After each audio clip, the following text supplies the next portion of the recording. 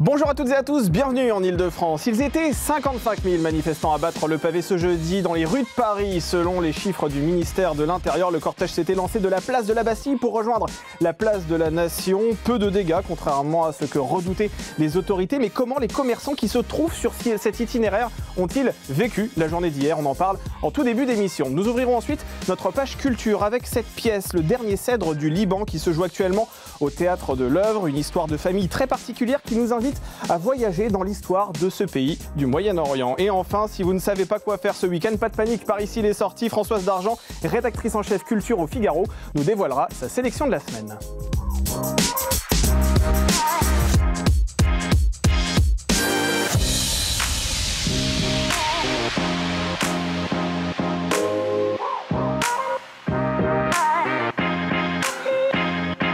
Lors de cette première partie, Arthur Bijota, journaliste au Figaro. Bonjour, soyez le bienvenu autour de cette table. Benoît Perrin, vous êtes directeur de Contribuables Associés. Bonjour. Soyez également le bienvenu dans cette émission. Bernard Cohen-Haddad, on ne vous présente plus. Vous occupez la fonction de président de la Confédération des petites et moyennes entreprises Paris et vous dirigez également le cercle de réflexion Étienne Marcel. Bonjour. Bonsoir Damien. Soyez le bienvenu. Et enfin, Angelo Bruno, vous êtes avec nous à distance et vous êtes secrétaire national délégué Île-de-France du syndicat Unité. Bonjour, soyez également le bienvenu dans cette émission. Je voudrais que l'on commence, si vous le voulez bien, messieurs, cette émission avec cette déclaration de Bruno Retailleau, ministre de l'Intérieur démissionnaire. Il dressait quelques heures après les manifestations, d'ailleurs, le bilan de ces cortèges qui ont eu lieu aux quatre coins du pays. Regardez. La France n'a pas été bloquée. J'avais dit ce matin que la journée, c'était 2 journées en une. Il y avait le mouvement Bloquons tout le matin et ensuite les cortèges en fin de matinée et pendant l'après-midi. La France donc n'a pas été bloquée. On comptabilisait à 19h 700 actions de voie publique. Ce que j'appelle des actions de voie publique, ce sont des tentatives de blocage, de filtrage ou des cortèges. 140 actions de déblocage ont eu lieu, dont 18 à Paris.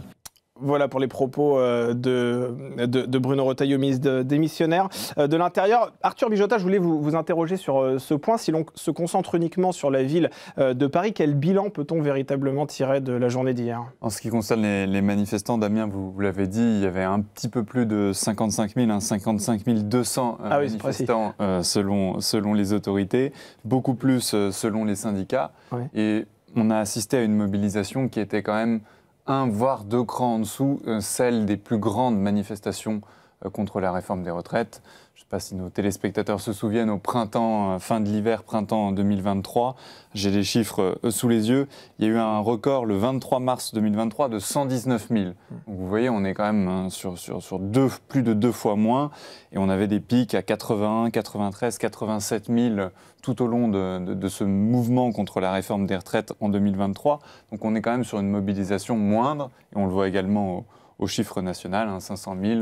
Ouais. C'est monté jusqu'à 1,28 million, 1,3 million presque, fin janvier 2023. Donc on est sur une semi-réussite, un semi-échec, ouais. C'est assez compliqué. Quand les syndicats parlent de réussite, ils exagèrent un petit peu, selon vous? Ils exagèrent un petit peu. Je pense que dans le Figaro, on a pu lire que les autorités attendaient jusqu'à 700, 800, 900 000 manifestants. Oui. Donc par rapport à cette attente pré-manifestation, je pense que les syndicats peuvent être un petit peu déçus par cette mobilisation qui n'était pas à la hauteur de leurs espérances. Même si les syndicats à l'échelle nationale revendiquent plus du million de manifestants. Je tiens quand même à le préciser. Alors, je corrige, 55 200, vous m'avez dit, c'est ça. 55 200 manifestants donc défilés hier dans les rues de Paris. Bruno, alors dans les rues de la capitale, ça c'est selon la préfecture de police de Paris. Comment vous qualifieriez aujourd'hui cette colère qui s'est exprimée hier dans les rues de la capitale? Est-ce qu'elle est comparable finalement à certains mouvements que l'on a pu connaître dans un passé plus ou moins récent, notamment de lutte contre la réforme des retraites?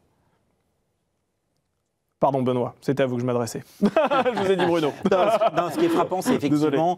Alors c'est toujours l'éternel débat, est-ce que ça fonctionne, est-ce que ça ne fonctionne pas? Vous avez les chiffres de la police, les chiffres des syndicats, enfin bon, on ne sait jamais. Oui, c'est ça. Ce qui est certain, c'est qu'effectivement, le dernier rassemblement d'intersyndicales, vous l'avez dit, c'était à l'occasion de la réforme des retraites en 2023. Les chiffres sont bien inférieurs. Ce qui me frappe, c'est 2 choses. La première chose, c'est que je pense que quand on sait maintenant qu'il y a une manifestation, on sait malheureusement qu'il y aura de la violence. Oui. Donc ceux qui ont des revendications sur le fond, je pense que certains prennent peur en disant, en gros, moi je ne veux pas participer à ce mouvement de casse. Deuxième sujet, c'est bien sûr le calendrier. C'est-à-dire que cette manifestation, elle a été prévue du temps où il y avait François Bayrou. Oui. Là, François Bayrou, le gouvernement est tombé. On a M. Lecornu qui vient d'arriver, on ne sait pas encore exactement ce qu'il va faire. Donc on va dire que les revendications qui étaient, pour aller très vite, manifestations contre le pseudo-budget d'austérité de François Bayrou, en fait, ça tombe un peu à l'eau, puisque par définition, il n'y a plus de projet de loi de finances. Donc c'est sûr qu'en termes de calendrier, les manifestants étaient, enfin en tout cas les organisations syndicales devaient être un petit peu gênées. Et je crois que ce sont ces deux facteurs qui expliquent le fait que, effectivement, la manifestation n'est pas rassemblée autant de personnes que ce qui était attendu. Je rajoute un troisième quand même, c'est le travail quand même du ministère de l'Intérieur qui avait déployé beaucoup de forces de l'ordre et ce qui a, je crois, en partie aussi évité justement des débordements. Et on va en parler avec Angelo Bruno, avec nous à distance dans quelques instants. Mais je voulais aussi avoir, avant de venir vers vous, Bernard Cohen-Haddad, et parler justement de la façon dont les commerçants ont vécu cette journée. Arthur Bijota, est-ce qu'on a assisté à des scènes de chaos aussi dans les rues de la capitale ? Non. C'était ce qui était redouté quand même. Hein. Comme vous le disiez très bien, il n'y avait pas un motif spécifique contrairement à la réforme des retraites. En 2023, on avait vraiment des gens... Nous, chez FIC Data, on relève l'ensemble des manifestations dans toute la France. Vous aviez, on lisait dans la presse quotidienne régionale, vraiment des vraies raisons. Je défile contre la retraite parce que ça me fait travailler 1-2 ans de plus, etc. Il y avait des motifs très précis. Il y avait des motifs extrêmement précis. Hier, c'était une colère diffuse, une colère qui s'était cristallisée sur la proposition de François Bayrou de supprimer 2 jours fériés et son plan d'austérité de 44 milliards d'euros. Mais il n'y avait pas un motif unique et mobilisateur. Donc c'est peut-être pour ça que la mobilisation a été moindre. Concernant les scènes de chaos, j'ai envie de dire ça a été tristement banal. Lors d'une manifestation, on n'a pas assisté quelques incidents regrettables place de la Nation, mais des choses qui pendant la réforme des retraites, on a vu bien pire dans d'autres arrondissements de Paris. Je pense au 2e, au 9e, où il y avait vraiment des scènes de guérilla urbaine. Là, c'était, comme je me répète, tristement banal. Oui, avec des groupes, on se souvient, très mobiles, qui partaient à la fin de chaque manifestation et qui allaient commettre des exactions dans les rues de la capitale. Bernard Cohen-Haddad, je voulais vous entendre sur cette question, parce que c'est vrai qu'à chaque manifestation, on pense à une catégorie de personnes. Ce sont bien sûr les commerçants qui se trouvent toujours sur cet itinéraire entre Bastille et Nation. Comment appréhendent-ils systématiquement ces manifestations, ces professionnels ? Alors d'abord, Paris et les grandes capitales régionales sont devenues le réceptacle des mécontentements, des réclamations et de l'agriculture, il faut quand même le reconnaître. Et donc, bien entendu, tout ce qui est commerce de centre-ville, commerce de proximité, a payé pain pot. On évoquait tout à l'heure les 6 premiers mois de l'année 2023, où il y avait quasiment une manifestation toutes les semaines, voire 2, avec un effet néfaste sur l'environnement économique. Donc, bien entendu, nos commerçants, nos artisans, nos services... ils sont un peu préparés, ils ont prévu un certain nombre de protections pour leurs vitrines. Et puis aussi, il y a une nouvelle donne, c'est celle du télétravail. Et puis pour ceux qui se sont baladés ce fameux 18 septembre dans Paris, ça restait une ville morte. C'est-à-dire qu'il n'y avait pas de Parisiens, ils restaient chez eux, il n'y avait pas de Franciliens. Et dans les grandes métropoles, c'était la même chose. On a évité de sortir chez soi et donc beaucoup de commerces sont restés fermés. Donc la perte, elle est sèche. Mais ce n'est pas, comment dirais-je, un baume au cœur pour les commerçants et les artisans de l'activité économique, puisque, bien entendu, il y a une stratégie nouvelle du ministre de l'Intérieur beaucoup plus forte, beaucoup plus intrusive et active, ce qui n'était pas le cas auparavant. Et c'est pour ça aussi qu'on a limité les dégâts. Ceci étant, les dégâts économiques de long terme sont une baisse d'attractivité du commerce de proximité au profit des géants du web. Oui, alors Benoît Perrin aussi, ce qui est intéressant dans ce que vient de dire Bernard Cohen-Haddad, et ce qui est aussi regrettable finalement, c'est que les commerces doivent fermer leurs portes alors qu'il y a une manifestation. Ça paraît quand même assez invraisemblable sur le papier, c'est-à-dire qu'il n'y a pas a priori de danger lorsque des personnes passent pacifiquement devant une vitrine afin de crier des slogans parfois aussi au gouvernement. J'ai même envie de dire, parfois ça pourrait même ramener des clients, n'est-ce pas ? Est-ce que ça aussi, c'est le témoin d'une crispation de la société qui montre qu'aujourd'hui on a tendance à s'enfermer parce que on a peur, tout simplement, voilà, vous parliez de ville morte tout à l'heure, l'heure. Les gens aussi parfois évitent certains quartiers parce qu'ils ont peur de tomber nez à nez face à des groupes radicaux. Est-ce que ça témoigne aussi d'un certain climat à Paris et en France en général? Alors, je partage complètement votre avis. Après, je pense qu'il y a quand même deux types de manifestants. Il y a les manifestants qui manifestent de manière sincère, en quelque sorte, qui ne sont pas d'accord, encore une fois, avec telle ou telle orientation, et ça, c'est parfaitement normal qu'ils puissent manifester.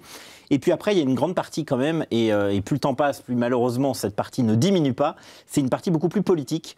Des gens qui veulent vraiment, pardon de l'expression, vraiment bordéliser la France, comme le disait Gérald Darmanin il y a quelques années. Et cette frange des manifestants, en fait, n'ont qu'un objectif, c'est effectivement foutre le bazar. Et d'ailleurs, ce qui est très intéressant, c'est que les commerces qui sont les plus attaqués dans ces moments-là, et qui sont du coup obligés maintenant qui se claquent mur pour éviter d'être cassés, c'est bien sûr les banques, les sociétés d'assurance, qui craignent effectivement beaucoup pour leurs vitrines. Comme si c'était des signes, comme si elles incarnaient, ce qui est vrai d'ailleurs, le capitalisme, et donc du coup elles deviennent des cibles de ces militants d'extrême gauche dont on peut toujours se demander pourquoi ils sont encore en liberté. On sait très bien que les Black Blocs sont extrêmement actifs, extrêmement mobiles, extrêmement formés, et c'est vrai qu'on a un peu de mal à croire quand on voit ça de l'extérieur, on a du mal à comprendre que ces gens-là ne soient pas arrêtés, déférés devant la justice, et les rares qu'ils sont, on le sait très bien, puisque souvent ce sont des gens qui font des études, des gens qui sont insérés dans la société, eh bien les magistrats voient ça avec beaucoup de distance en disant mais vous comprenez, ce sont des gens qui sont bien insérés dans la société, donc on ne peut pas les punir, donc on ne peut pas les mettre en prison. Et ça me semble être une logique qui est finalement très contre-productive, puisqu'en fait ça incite d'autres à faire exactement de même en disant bon en gros comme on est inséré dans la société, la justice sera relativement clémente avec nous. On va entendre d'ailleurs dans un court instant Angelo Bruno à ce sujet, parce que c'est très intéressant aussi de connaître un peu le profil de ces personnes qui ont été interpellées dans les rues de Paris, mais Bernard Cohen-Haddad, vous vouliez ajouter quelque chose? Oui, parce que ce que disait Benoît Perrin, il a raison, il y a une évolution. Il y a les militants politiques qui manifestent, donc des organisations syndicales, et puis il y a les militants radicaux qui sont là pour piller, pour saccager. Nous, on a vu ces dernières années dans nos entreprises une évolution de ces militants radicaux. Avant, ils venaient piller les magasins de moto, les magasins de téléphone, ce genre où il y avait un butin immédiat à prendre, les vêtements de sport, les chaussures de sport, tout ce qui est utile pour eux. Mais aujourd'hui, ils vont dans un autre domaine, c'est y compris ce qu'on appelle les petits commerces de grande distribution. Vous savez, c'est Carrefour Machin, Carrefour, Franprix, Auchan. Et ce qu'on vole, c'est l'alcool et bien entendu, on vandalise la caisse. Ce sont aujourd'hui ces commerces qui sont censés être beaucoup plus accessibles.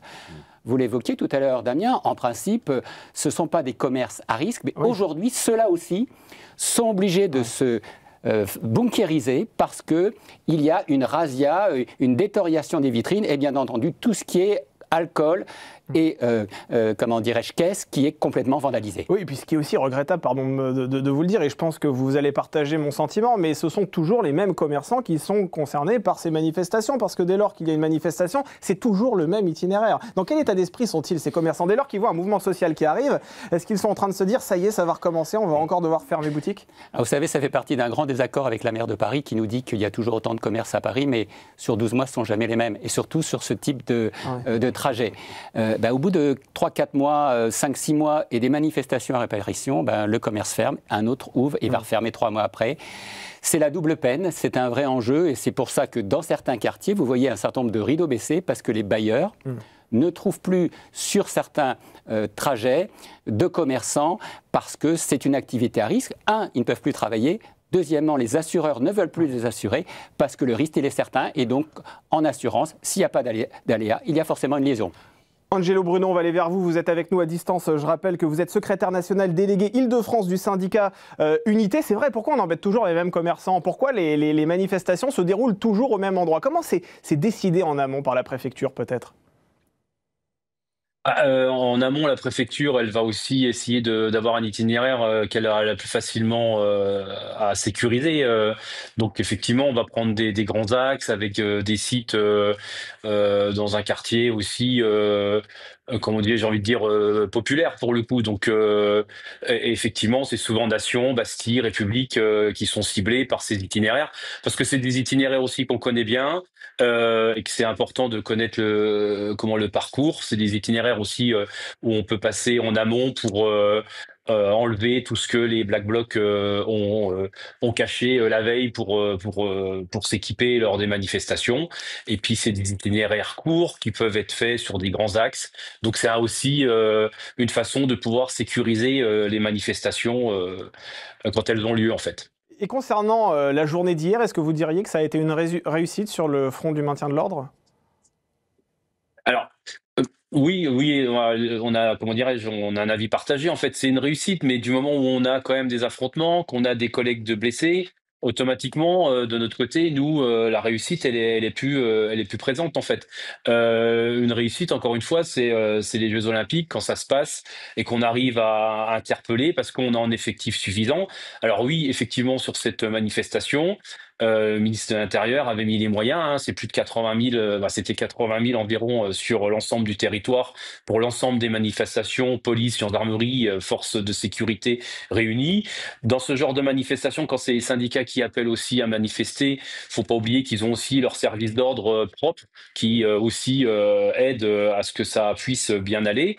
Maintenant, il y a quand même de la casse, il y a quand même eu des affrontements, notamment en début de cortège, à la dispersion de ce dernier nation, avec des interpellations, parce que voilà, on a toujours les mêmes qui veulent casser, qui veulent en découdre, qui veulent profiter pour piller les magasins qui sont situés sur le parcours de la manifestation. Benoît Perrin, est-ce que c'est inévitable? Est-ce que systématiquement, dès lors qu'il y aura une manifestation à l'avenir à Paris, quelles que soient les revendications, il y aura, quoi qu'il arrive, des débordements? Je le crains. Alors après, vous avez encore une fois peut-être d'autres manifestations qui se passent mieux, mais ce qui est frappant, c'est qu'en tout cas, quand vous avez des syndicats de travailleurs qui organisent des manifestations, on voit bien que le temps passe et elles se sont de plus en plus débordées par leur gauche. Initialement, il y avait des services de sécurité notamment de la CGT, qui organisaient bien les choses, qui avaient un service qui était dédié et qui arrivait en gros justement à maintenir l'ordre dans les manifestants. Et là, on voit que plus le temps passe, plus encore une fois, il y a des groupuscules qui sont de plus en plus actifs et qui n'obéissent en fait à personne, évidemment pas à la police, mais qui n'obéissent même pas au service d'ordre des organisateurs des manifestations en question. Donc je crois qu'effectivement, on peut vraiment craindre le pire dans les années qui viennent. Et j'aurais même tendance à dire que ça dessert, il faut quand même comprendre, je crois que ça dessert vraiment fondamentalement les organisateurs. Oui. Pourquoi? Parce que vous êtes français. Voilà, vous êtes français, vous voyez ça. Ouais. Même si vous êtes en opposition totale avec les gouvernements ou avec les politiques qui sont menées par les gouvernements, qu'est-ce que vous dites? Vous dites, j'ai pas envie d'être victime de violence parce qu'il peut toujours y avoir des débordements dans le cadre de manifestations. Et deuxièmement, vous vous dites, mais en fait, moi, je me retrouve pas du tout dans ces gens-là. Ouais. Moi, je suis là juste pour défiler parce que j'ai des convictions et j'ai pas envie d'être récupéré par cette extrême gauche qui est de plus en plus, encore une fois, incontrôlable. Donc, je pense que ça dessert finalement absolument tout le monde et évidemment le contribuable. Parce qu'il faut aussi rappeler une chose.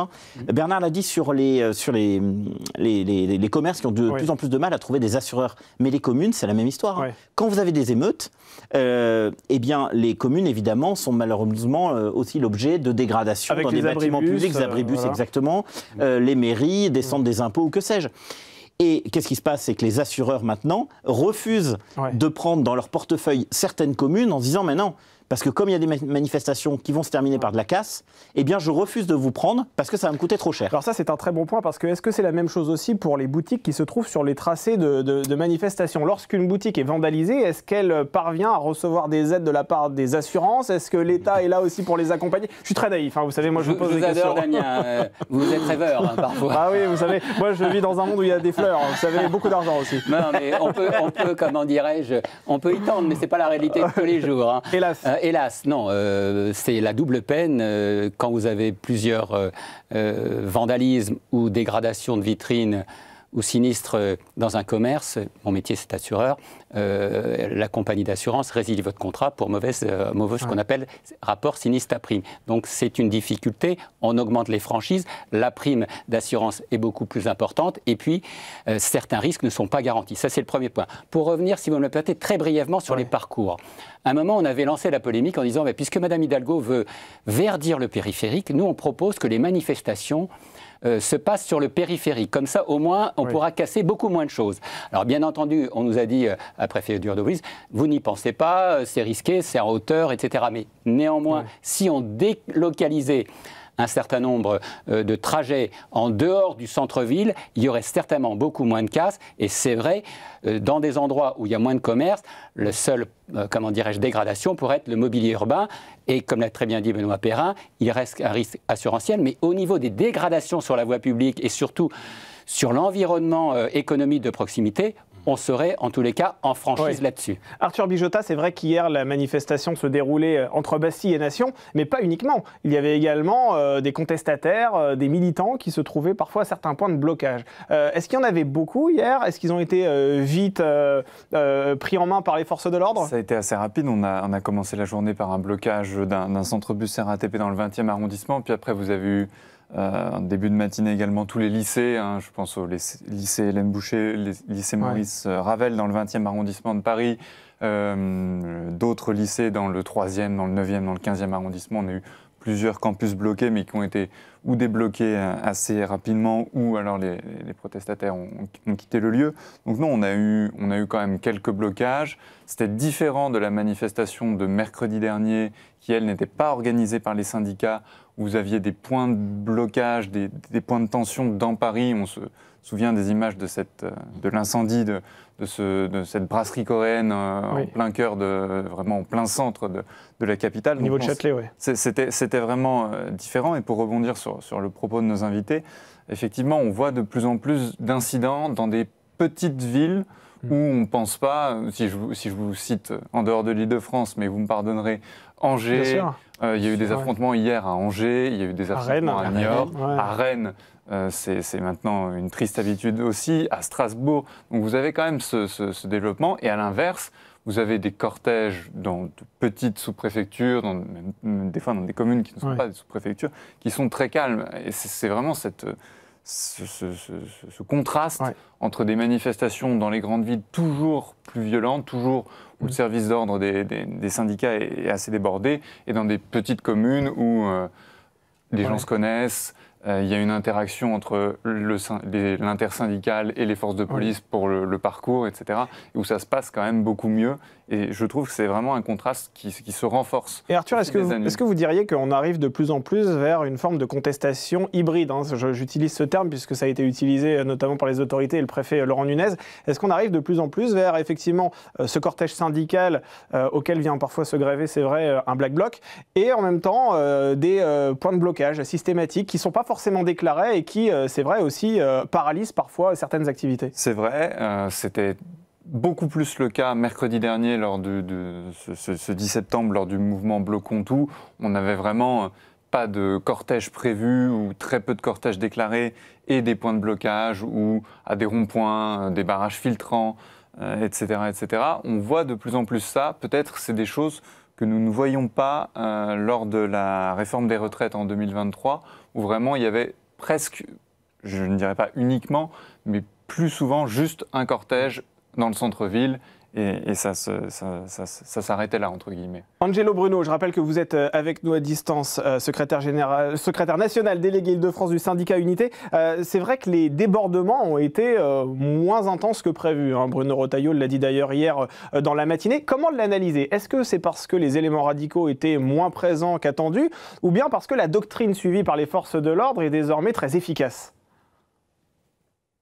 L'analyse, elle est très simple. Déjà, un renfort d'effectifs conséquent pour ce genre de manifestation. Alors, on a eu les alertes en amont, avec les renseignements qui nous ont alertés, qu'ils ont identifiés. Donc, il y a eu un travail qui a été fait en amont de cette manifestation avec des contrôles pour comment dirais-je, bloquer aussi les éventuels casseurs. Mais le nombre d'effectifs qui ont été mis, le quadrillage bien précis de la manifestation ont fait que c'était plus dur pour les Black Blocs ou autres à venir générer des violences lors de ces manifestations. La seule problématique qu'on a aujourd'hui, c'est que tous ces renforts de manifestations, on le fait à effectif constant en fait. C'est qu'à un moment donné, nos collègues, ils sont présents dès qu'on a une grosse manifestation, on rappelle tout le monde et nos collègues sont complètement épuisés et ne pourront plus assurer ce genre de mission bien longtemps. On a besoin effectivement d'effectifs pour assurer ces missions aujourd'hui. Effectivement, il faudra beaucoup plus aujourd'hui de collègues qu'on en avait besoin il y a une dizaine d'années, en fait, pour le même type de manifestation. Et oui, c'est ce que j'allais vous poser comme question. C'est vrai que la vague de contestation contre la réforme des retraites a été très intense pour les forces de l'ordre. Est-ce que vous avez ça encore en mémoire et est-ce que vous craignez à nouveau que ce déchaînement de violence se reproduise encore dans les rues de la capitale et au-delà de ça en France ? Oui. Bien sûr, c'est une grosse crainte de nos collègues aujourd'hui, hein, de revivre la période Gilets jaunes et un peu de revivre les mêmes périodes parce que avant d'y mettre les moyens, on a eu beaucoup de manifestations où nos collègues ont été dépassés parce que le service de sécurité était sous-dimensionné par rapport aux violences qu'on a pu connaître et j'ai envie de dire, hein, ces violences ont commencé un peu à partir aussi de ces manifestations-là. On a redécouvert une façon de gérer le maintien de l'ordre. En fait, c'est un mélange de maintien de l'ordre avec des violences urbaines. D'où la création, à cette époque, de la Brave, qui avait une mobilité bien plus rapide qu'un escadron ou une équipe de CRS, en fait. Voilà, Brave, c'est la brigade motorisée de la préfecture de police de Paris. Je voulais vous poser une dernière question justement au sujet des interpellations, 103 interpellations, dont 89 personnes placées en garde à vue à Paris. Qui sont ces personnes qui ont été interpellées hier dans les rues de la capitale? Est-ce que ce sont des Parisiens très politisés? Est-ce que ce sont parfois même, on parle d'étrangers qui viennent juste en France pour semer la zizanie? C'est ces fameux black blocs qui viennent un peu du monde entier pour semer le chaos sur les manifestations. Alors après, le profil exact, les enquêtes sont en cours et on n'a pas forcément accès à ces informations. En tout cas, en grande partie, oui, effectivement, c'est ces jeunes moins de 30 ans, cagoulés, armés, qui viennent en découdre aux forces de l'ordre, qui n'ont aucune revendication à défendre. D'ailleurs, quand ils sont interpellés, bien souvent, voilà, ils ne savent même pas ce que concernait cette manifestation.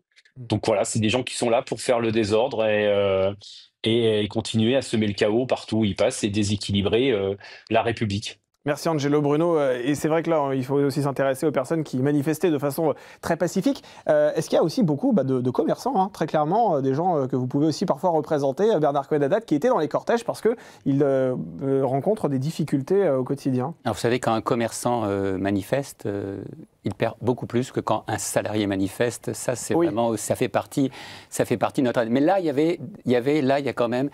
avait les pharmaciens qui avaient décidé, ça c'est nouveau, 90% des pharmacies fermées, de baisser le rideau pour montrer leur désaccord avec la loi sur la santé. C'est un vrai enjeu. Nous, ces dégradations permanentes perturbent la vie économique. Et quand ce type de mouvements sont jusqu'au boutiste, on peut aller jusqu'à 1 point de PIB. Voilà, c'est peut-être ce que voulait dire Benoît, mais il le dira mieux que moi. Ça peut être extrêmement nocif. On ne le voit pas comme ça, mais dans la durée de la vie économique, et puisqu'on parle de difficultés budgétaires, c'est très néfaste pour notre économie. Pas uniquement l'économie de proximité, parce que vous avez aussi la fonction publique, vous avez l'ensemble de l'activité économique et marchande qui est pénalisée. Et Benoît Perrin aussi, c'est vrai que ce matin, l'intersyndicale s'est réunie afin d'envisager la suite du mouvement. Que s'est-il dit et comment les syndicats envisagent-ils effectivement la suite de la contestation ? En fait, les syndicats, ils sont dans une posture, on va dire, un peu classique. Et j'ai tendance à dire que et c'est presque une victoire pour eux, une victoire idéologique. Pourquoi je vous dis ça ? Parce qu'en termes de combat culturel, les syndicats ont réussi quand même à imposer 2 idées majeures dans le débat public qui me semblent malheureusement erronées. La première idée qu'ils ont réussi à faire passer, c'est que la France a un problème de recettes. Alors que non, la France a un problème de dépenses. Je rappelle quand même qu'on est le pays au monde qui dépense le plus par rapport à son PIB. Et pourtant, on a des syndicats qui nous disent qu'en fait, il n'y a jamais assez d'argent public. Et la deuxième idée, la plus importante aussi, c'est qu'ils ont instillé l'idée selon laquelle il suffit de faire payer les patrons, de faire payer les riches et de faire payer les hauts revenus pour régler le problème de déficit. Et là, on voit vraiment que malheureusement, ça a en quelque sorte un peu infusé dans la population française, alors qu'il faut bien rappeler quand même que la croissance française est dans une situation extrêmement délicate. Bernard Cohen-Haddad l'a très bien dit à l'instant. Globalement, par journée, le PIB français, c'est 10 milliards d'euros. Vous enlevez 20% d'activité et on voit bien que globalement, hier, la France a perdu à peu près 2 milliards de chiffre d'affaires, ce qui est assez embêtant, surtout quand vous avez une croissance qui est très faible. Alors justement, par rapport à cette idée de faire payer les riches, je voudrais que vous écoutiez très rapidement ce coup de gueule de Stéphane Manigol, le président de l'Union des métiers et des industries de l'hôtellerie. Oui. Quand je vois des commerçants, parce que derrière un commerce, il y a une vie, il y a un patron. Il y a un patron qui doit payer ses salariés, qui doit payer ses charges, et dans une actualité économique qui n'est pas florissante. Vous-même, vous devez le vivre en matière de recettes publicitaires, sur vos médias, sur vos radios. Vous voyez bien que le pouls de la société, il n'est pas bon. On voit bien tous que cette société est fracturée. Et moi, ça me fait mal de voir cette société fracturée à ce point. Fracturée de considérer que le problème, c'est l'autre. Fracturée d'entendre que le problème, c'est les 500 riches de ce pays qui font que les autres mangent pas. C'est pas possible d'être dans cette situation. C'est pas possible d'avoir des responsables politiques, qui sont payés pour débloquer un pays, débloquer des situations critiques. Et je reconnais volontiers qu'il y a des salariés qui n'arrivent pas à joindre les deux bouts, qui n'arrivent pas à payer leur caddie, qui n'arrivent pas à payer, on est en rentrée scolaire, des cahiers pour leurs gamins. C'est pas acceptable dans une société moderne. Mais c'est pas acceptable non plus que des commerces se barricadent. Très rapidement, Benoît Perrin, c'est vrai qu'il y a 44 millions d'euros d'économies à faire d'un côté, une population toujours plus précaire d'un autre. Est-ce que l'équation est résolvable pour calmer cette colère ? Ce qu'il faut bien comprendre, c'est qu'aujourd'hui, en tout cas demain, tout le monde va devoir faire des efforts. Vraiment, tout le monde va devoir faire des efforts. Aujourd'hui, on a des déficits qui sont très importants, on a des taux d'intérêt qui continuent à monter. Il faut bien comprendre que plus la France emprunte sur les marchés financiers, plus on sera obligé de consacrer l'argent du travail des Français simplement pour rembourser nos créanciers. Donc on a un impératif absolument majeur de rétablissement des comptes publics. Et le rétablissement des comptes publics, encore une fois, ne peut se faire, je crois, que par une baisse de la dépense publique. Il faut encore rappeler qu'on a quasiment 7 points de plus que nos voisins européens de dépenses, ce qui représente à peu près 200 milliards. Vous parliez à l'instant des 44 milliards, ça veut dire quoi ? Ça veut dire qu'en fait, on est quasiment au début des efforts qu'il faut qu'on fasse pour retrouver justement la croissance. Eh bien, nul doute qu'on en reparlera sur ce plateau. Merci à tous les trois d'avoir été autour de cette table et puis merci Angelo Bruno d'avoir été à distance. On poursuit cette émission avec un voyage dans le temps, mais aussi dans l'espace.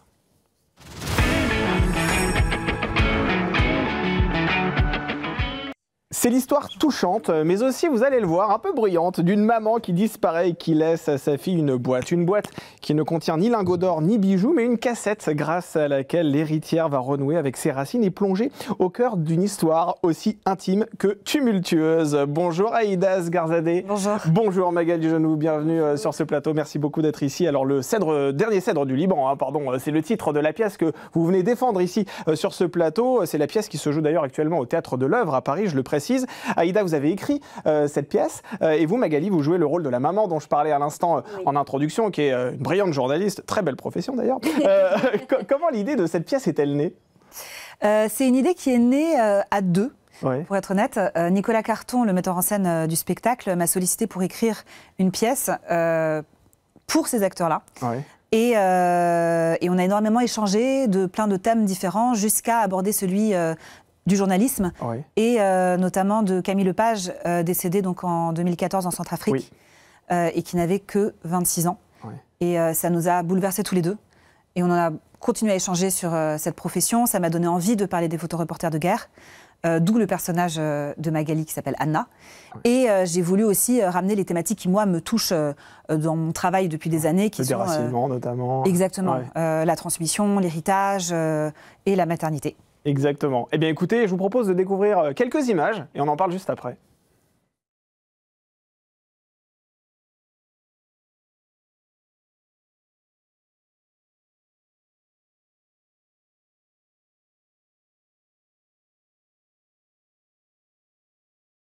Ah, retour plateau, d'accord, ok. Bon, a priori, il y a un petit souci technique, donc on va revenir avec la bande-annonce d'ici quelques instants. Mais tout d'abord, je vais m'adresser à vous. Qu'est-ce qui vous touche à titre personnel dans cette pièce ? Alors, par rapport au personnage de Anna, on va dire qu'il y a entre le personnage et moi des fondations communes. Oui. Et des traits de caractère aux antipodes. Oui, vraiment. Par rapport aux fondations communes, on va dire qu'on a la même façon de s'engager dans le métier. On vit notre métier, passion, comme des mercenaires. On a une façon de se balancer à corps perdu dans cette vocation en oubliant parfois la vie personnelle. Et ce qui me touche particulièrement, c'est le fait que Aïda ait voulu insérer la maternité là-dedans. Vous savez quoi, on avait l'image juste avant. Et bien maintenant, on va avoir en plus le son. Donc je vous propose vraiment maintenant de découvrir la bande-annonce de cette fabuleuse pièce. J'espère que ça va fonctionner cette fois-ci. Votre mère vous a légué un héritage plutôt particulier. Un jour, tu seras en train de devenir un homme ou une femme. Tu seras peut-être fragile ou fort et et sans doute en colère.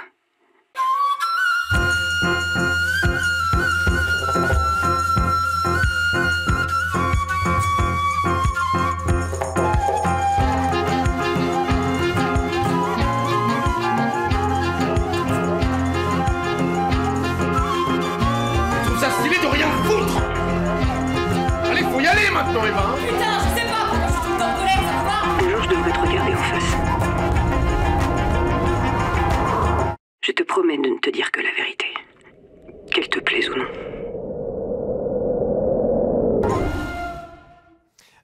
Aïda Asgarzadeh, vous avez puisé votre inspiration où exactement pour écrire cette pièce? J'imagine qu'il y a un peu de vous là-dedans aussi, non? Bien sûr. Ouais. Alors, il y a beaucoup de documentation, avec beaucoup de témoignages, de livres que j'ai lus. Il y a un documentaire aussi audio de Kelly McEvers, qui est en anglais, donc là, traduire le titre, ça va être un peu fastidieux, mais qui se posait cette question qui m'a beaucoup intéressée de pourquoi des gens qui n'en ont pas besoin, qui ne sont pas confrontés, choisissent de risquer leur vie aujourd'hui. Et elle a interrogé plein de scientifiques, de docteurs, de journalistes, de reporters pour répondre à cette question. Donc ça m'a beaucoup inspirée. Et après, dans les thématiques personnelles, je pense que le fait de venir d'une famille qui a dû fuir sa contrée d'origine, l'Iran, tout à fait, le régime islamique, la révolution, etc., c'est quelque chose qui me travaille, que je le veuille ou non, qui est inscrit dans mon corps, dans mon sang, et je le transmets un peu dans tous mes spectacles, j'ai l'impression. Et pourquoi avoir choisi le cèdre comme symbole central de cette pièce? Alors, c'est un symbole très fort du Liban. Je pense que tout le monde a la référence entre un cèdre et le Liban. On dit le pays du cèdre, d'ailleurs. Hein. Voilà. Et j'avais aussi envie d'un symbole vivant. Un arbre, c'est beau. Enfin, il y a des racines qui s'inscrivent dans la terre. Il y a les branches qui poussent vers le ciel. Et entre les deux, il y a un équilibre. Et pour moi, c'est très important, la notion d'équilibre dans tout. Et Magali, qu'est-ce qui vous a absolument séduit, vous, dans ce projet, lorsqu'on vous a proposé ce rôle? Déjà, l'écriture, elle est merveilleuse. C'est incroyable de pouvoir interpréter un personnage avec une écriture aussi fluide. Aïda, quand elle écrit, elle interprète aussi les personnages, elle les joue, elle les respire, et ça se sent. Quand on travaille au plateau, c'est facile. Et puis après, il y a toutes les thématiques dont vous avez parlé qui sont extrêmement touchantes. On ne peut que être en gratitude totale quand on a un rôle comme ça à défendre. Alors je disais tout à l'heure, c'est vrai que votre personnage, c'est la maman qui en fait décède. C'est vrai qu'il y a des va-et-vient dans le passé, dans le présent. Et elle décède et puis elle ne cède pas effectivement un héritage pécunier. Elle cède une boîte dans laquelle se trouve en fait une cassette audio qui est en fait le point de départ de cette pièce de théâtre. Elle contient quoi, cette cassette exactement?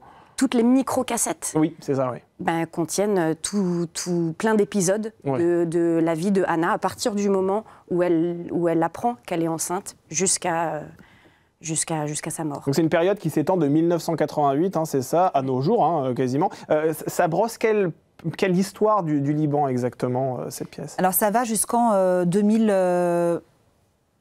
Eva, l'adolescente, découvre toutes ces cassettes en 2004. Sa maman a dû décéder juste avant, à peu près. Mais le focus est mis sur toute sa jeunesse, le moment où elle tombe vraiment enceinte. Donc on balaye des années 88 à 92, 13 très fortement. Parce qu'il y a un événement marquant qui fait qu'elle continuera moins après. Je vais pas... On va pas divulgacher la pièce, n'est-ce pas? Mais donc oui, le focus est mis sur la fin de la guerre du Liban. Et je voulais aussi qu'il y ait des événements heureux. Donc on a par exemple la chute du mur de Berlin. Oui, absolument, 89 là cette fois-ci. Et c'est vrai, Aïda, que cette pièce, elle mêle à la fois fiction avec une histoire qui ne s'inspire pas spécialement de la réalité, et en même temps, elle mêle aussi des faits très historiques. Comment vous avez fait pour trouver l'équilibre entre fiction et réalité à la fois? Eh bien, j'aime beaucoup ça. J'aime beaucoup ce mélange des deux parce que j'ai besoin de raconter une histoire, j'ai besoin de fiction, donc ça c'est très important qu'il y en ait. Pour que la fiction soit crédible, je pense que j'ai besoin de mettre des éléments réels, d'où la partie historique. Et également, je trouve que dans les grands moments d'histoire, c'est là où les émotions se révèlent au plus fort, la personnalité de chacun ressort au plus vrai. Et donc c'est ce qui m'intéresse, c'est ces apogées d'émotions. Et en plus, ça permet aux spectateurs d'avoir des repères chronologiques. Bien sûr. Et Magali, vous avez dû revoir toute l'histoire du Liban en une fraction de seconde pour préparer ce rôle ou pas du tout? Vous avez dû lire toutes les encyclopédies à ce sujet? Oui. Oui, un peu. On voit sur les plateaux de chaîne info d'ailleurs très régulièrement.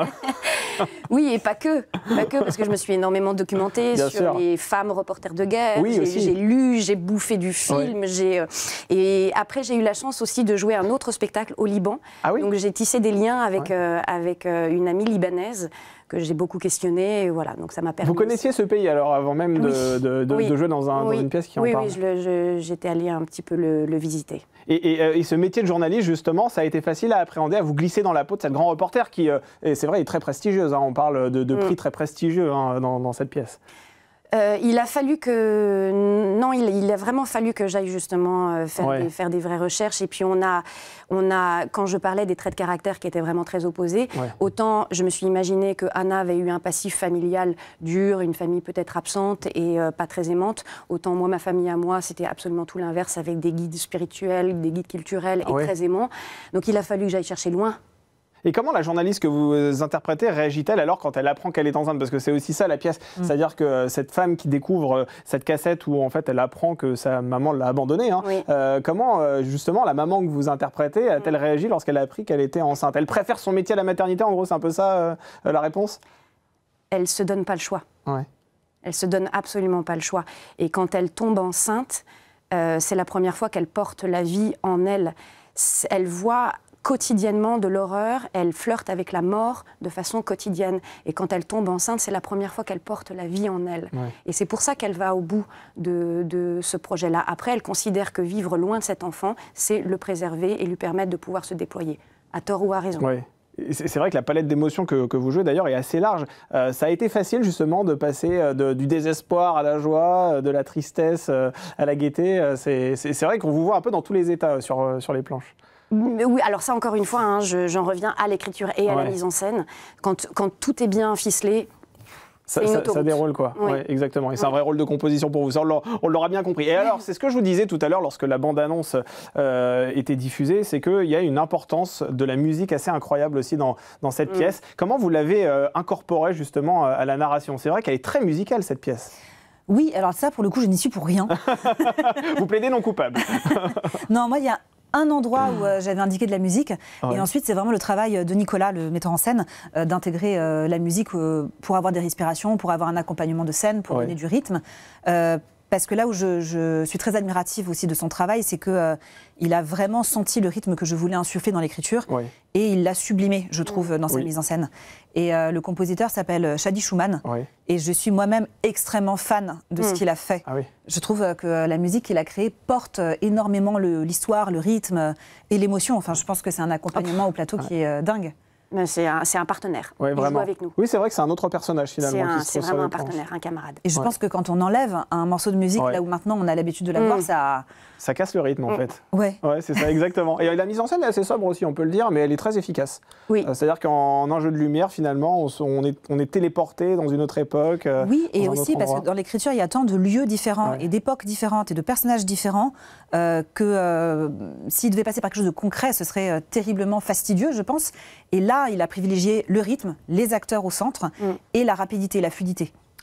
Et c'est une façon aussi, de faire confiance au spectateur. C'est de lui permettre de pouvoir, avec son imaginaire, voyager. Si on lui amène tout sur un plateau d'argent et qu'on brouille un peu la lecture, tandis que là, il peut jouer avec nous, il peut voyager avec nous facilement. Et je voulais aussi peut-être avoir un mot sur Asdine Benamara. C'est vrai qu'il joue une multitude de rôles. On le voit tantôt notaire, tantôt directeur de centre, fixeur aussi d'ailleurs, auprès de la journaliste. Fixeur, c'est les personnes qui organisent un peu les reportages sur le terrain. Quel regard vous portez justement sur votre partenaire de jeu? Je l'aime d'amour. Il est extraordinaire. C'est un comédien merveilleux.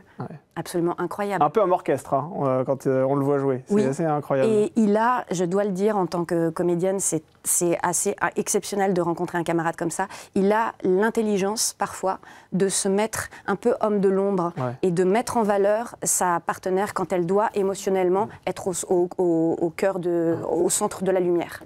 Eh bien, merci à toutes les deux. Merci à Ida Asghardadeh. Merci beaucoup Magali Genoux. Je rappelle que vous avez écrit cette fabuleuse pièce, Le Dernier Cèdre du Liban, qui se joue actuellement au Théâtre de l'Œuvre. l'œuvre et que l'on peut toujours aller voir. Et vous, Magali, vous jouez donc le rôle de la maman, grand reporter, qui se trouve au cœur de cette pièce. Merci à toutes les deux d'avoir été autour de cette table. Et on termine cette émission avec votre dernière rubrique, Par ici les sorties.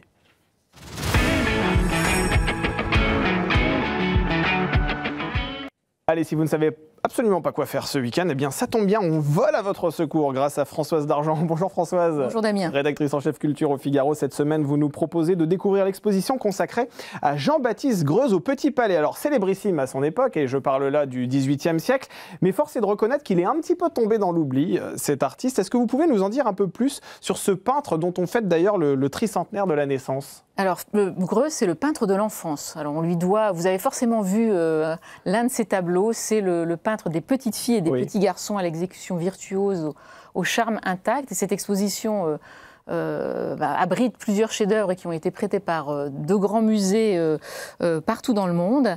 Et alors pourquoi cette fascination pour l'enfance ? C'est un homme des Lumières. Pour lui, l'enfant est l'adulte en devenir, et donc on lui doit une bonne éducation et des soins. Donc il le replace au centre de son art, et lui, mieux qu'un autre, a su dépeindre la profondeur psychologique des enfants et montrer effectivement le côté capital à travers les sujets qu'il traite de l'éducation qu'il faut leur donner. Et qui étaient ces enfants ? Alors ces enfants, il y a un peu de tous les enfants. Il y a les siens d'abord, il y a sa petite Louise Gabrielle qui est l'une de ses filles, il en a eu 3. Il y a aussi des enfants de mécènes, parce que comme il était on lui commandait des tableaux. Donc il y a par exemple ce tableau qu'on voit avec ce petit garçon qui s'appelle Charles-Édouard Bougevin de Vialard, Charles-Étienne, pardon, qui est un futur comte. Donc on voit déjà l'enfant qui pose doctement. Il y a aussi plein d'enfants anonymes. Donc les titres il y a le petit écolier, parce qu'il a un livre ouvert, le petit paresseux qui s'est endormi sur son livre, le petit boudeur. Alors les titres sont un peu réducteurs, parce qu'ils ne disent pas finalement ce que Greuze a voulu faire. Il montre ses enfants dans leur innocence, il les montre curieux, vifs, parfois rêveurs, parfois un peu penseurs, même parfois victimes de la société, de la dureté de la société. Donc c'est vraiment loin d'être nié. Et de son vivant, c'est vrai qu'il a rencontré un immense succès. On dit même que l'on s'évanouissait devant ses œuvres. Alors là, franchement, quand j'ai appris ça, je suis un peu tombé de ma chaise. Pour quelle raison ? Alors c'est vrai chaque tableau était un peu un événement. Donc il savait peindre les émotions, les sentiments. Il était aussi insoumis. Par exemple, il a refusé de peindre la Dauphine, la belle-fille du roi, parce qu'il trouvait qu'il ne voulait pas faire de visage plâtré. C'était pas donc c'était pas un crime de lèse-majesté, mais quand même à l'époque il fallait le faire. C'était aussi à l'époque avec sa femme, ils ont monté une entreprise de gravure. Donc ils diffusaient les gravures. Donc effectivement les plus aisés pouvaient acheter ces tableaux, mais ceux qui avaient un peu moins d'argent pouvaient acheter ces gravures. Donc ça a diffusé l'œuvre. C'est un peu Instagram à l'époque. C'est comme ça que les œuvres étaient diffusées. Donc mais c'est surtout un peintre qui montre aussi les travers de la société, donc qui parle d'une manière assez forte de sa société. On le voit très bien à travers une dernière salle qui, pour moi, est une salle vraiment qui marque. C'est la fin de l'innocence. Il dépeint la fin de l'innocence à travers beaucoup de portraits de jeunes filles qui ont été confrontés à la mort, donc avec des petits oiseaux morts. Il y a aussi cette toile qui s'appelle La Cruche brisée et qui montre une jeune fille, c'est celle-ci avec son sein un peu dénudé, ses fleurs éparpillées qu'elle a remis dans son tablier et son air perdu. On sent qu'elle a été violentée. Donc il est loin d'être le peintre des boîtes de chocolat comme on l'a réduit quelquefois, parfois. Donc il revient en grâce au Petit Palais, il faut aller la voir. Greuze, c'est donc un peintre audacieux à redécouvrir au Petit Palais. L'exposition se tient, je le précise, jusqu'au 25 janvier. Alors vous allez maintenant nous emmener sur les planches pour découvrir ou redécouvrir Camus à travers sa pièce Les Justes. Alors c'est au théâtre du Poche Montparnasse. Voilà, tout à fait. Alors si je vous en parle, c'est parce qu'elle résonne avec l'actualité d'une manière assez forte. Donc Les Justes, c'est une pièce, s'inspire d'un événement historique. C'est l'assassinat du grand-duc Serge. Et dans la salle du théâtre, on est confronté aux terroristes. Il y a 4 terroristes, de jeunes terroristes, qui vont commettre l'assassinat et qui sont face à un dilemme parce qu'ils se rendent compte que le grand-duc est accompagné d'enfants. Donc, faut-il ou non commettre l'attentat ? Donc ça pose la question de savoir jusqu'où la violence peut mener, même au nom d'idéaux. Là, en l'occurrence, c'était pour lutter contre l'oppression du peuple par le pouvoir tsariste. Et Maxime Daboville, qui est le metteur en scène de cette pièce, n'en fait vraiment pas trop. Il laisse tout le texte de Camus résonner jusqu'à nous. Il est porté par des comédiens qui sont même... moi, j'ai vu une représentation où l'une des comédiennes était émue aux larmes. Donc, il le porte vraiment, ces acteurs, d'une manière très intense. Le décor est assez nu. Il y a une bande-son qui est intéressante parce qu'on entend les calèches, on entend la foule du dehors et la bombe qui explose. Donc l'imagination fonctionne. Donc moi je trouve qu'aujourd'hui c'est très très bien parce qu'on est à une époque assez troublée où la violence est quand même un peu règne partout, où les débats sont difficiles à mener parce que personne ne s'écoute. Le terrorisme est très présent et je pense que voilà, écouter ce texte de Camus aujourd'hui, c'est une belle leçon. Et on peut y emmener des adolescents sans grande difficulté ? Ah bah vous pouvez y aller parce que Camus est au programme scolaire et je pense que ça peut leur parler beaucoup. Et j'en profite d'ailleurs, si vous voulez emmener des adolescents, pour vous parler d'un autre de mes coups de cœur dont je vous avais déjà parlé. C'est une pièce de Marivaux qui s'appelle Le jeu de l'amour et du hasard, qui avait été donnée à l'époque au Lucernaire et qui revient au Théâtre des Mathurins. C'est du Marivaux vraiment mené sur les chapeaux de roue, cette histoire de maîtres et de valets qui se travestissent pour tester l'autre sur l'amour. C'est vraiment très très joyeux. Là aussi, ce sont des jeunes comédiens aussi. Donc là, il faut aller voir les jeunes comédiens qui revisitent ces textes d'une manière assez vive et assez actuelle, dans un décor qui est un décor un peu de guinguette, avec une boule à facettes, avec de la musique. Donc voilà, Marivaux, Camus et ensuite Marivaux, c'est vraiment des pièces qu'on peut aller voir sans problème. Même si on n'a pas d'adolescents, faut y aller. Même quand on est adulte, même quand on a des grands-parents, on peut y aller. Bon, tout à super. fait. Alors, on ne peut pas vous accueillir sur ce plateau sans évoquer les Journées du patrimoine. Vous nous conseillez aussi d'aller visiter la maison La Roche. Alors ça, c'est dans le 16e, c'est une maison signée Le Corbusier. Voilà, c'est une maison... Alors, je me dis que c'est bien aussi de clôturer cette chronique sur les Journées du patrimoine, qui sont quand même le grand événement du week-end, si vous avez encore le temps, après le théâtre, les expositions. On dormira plus tard. Et donc là, je vous emmène dans le 16e. La maison La Roche, c'est une maison qui a été construite par Le Corbusier pour une de ses connaissances, qui était collectionneur. Donc c'est à la fois une maison d'habitation et une maison où ce collectionneur montrait sa collection d'art moderne à l'époque. Donc c'est un peu le manifeste de Le Corbusier. Donc on a la maison sur pilotis, pas de murs porteurs, les grandes fenêtres, le toit terrasse. Donc vous avez tout l'arsenal de Le Corbusier. La maison organise des expositions. Là, actuellement, il y a une exposition d'une artiste suisse-allemande qui s'appelle Liliane Tomasco. Et les toiles qui sont très colorées avec ces aplats, mais à la fois, je trouve, des courbes, des arcs. Je pense que ça... Enfin, moi, je trouve que ça résonne bien. Ça met de la couleur dans cet univers qui est quand même assez... austère, de Le Corbusier. Je trouve que c'est une bonne idée de remettre des toiles dans une maison qui, à l'époque, a été conçue aussi pour ça. Donc voilà, c'est l'occasion. Le 16e arrondissement ne manque pas d'attraits architecturaux, notamment avec ses maisons brutalistes. Il y a aussi pas mal de maisons Art Nouveau. Donc voilà, vous pouvez aller y faire un tour. Bah écoutez, oui, franchement, c'est assez dense finalement, parce qu'entre Jean-Baptiste Greuze au Petit Palais, entre effectivement aussi les Justes que vous nous proposez, je le rappelle, jusqu'au 25 janvier, donc ça c'est au Théâtre du Poche Montparnasse, et vous avez conclu cette chronique avec effectivement cette maison que l'on peut aller voir donc dans le 16e arrondissement de la capitale. Les Journées du patrimoine, ce sera intéressant quand même cette année sur le front des expositions, tout ça. Oui, il y a toujours beaucoup. Alors c'est toujours la même chose. Beaucoup de choses sont déjà pleines parce que les gens réservent. Mais dans tous les arrondissements, vous trouvez des visites à faire, des visites architecturales. C'est l'architecture, le thème de cette année.